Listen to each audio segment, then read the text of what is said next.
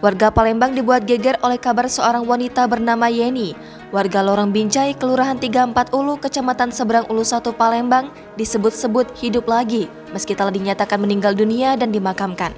Menanggapi hal ini, Lurah 34 Ulu, Miss Rina mengatakan kejadiannya sebenarnya tidak seperti informasi yang beredar luas di masyarakat.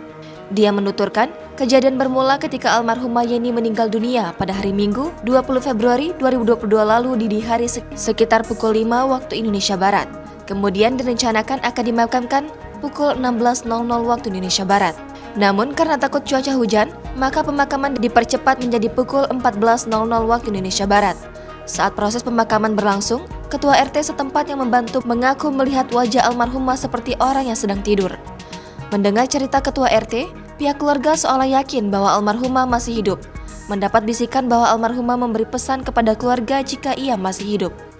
Kemudian setelah maghrib, salah seorang anggota keluarga Yeni mengalami kerasukan, di mana saat itu menyampaikan pesan bila Yeni masih hidup. Akan tetapi, setelah dilakukan pemeriksaan kembali, Yeni tetap dinyatakan sudah meninggal, bahkan sudah ada pernyataan dari rumah sakit.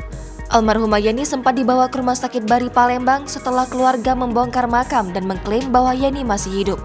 Kasub Hukum, Humas dan Pelaporan RSUD Bari, Ruli Apriyadi membenarkan jika almarhumah sempat dirawat di rumah sakit selama beberapa jam.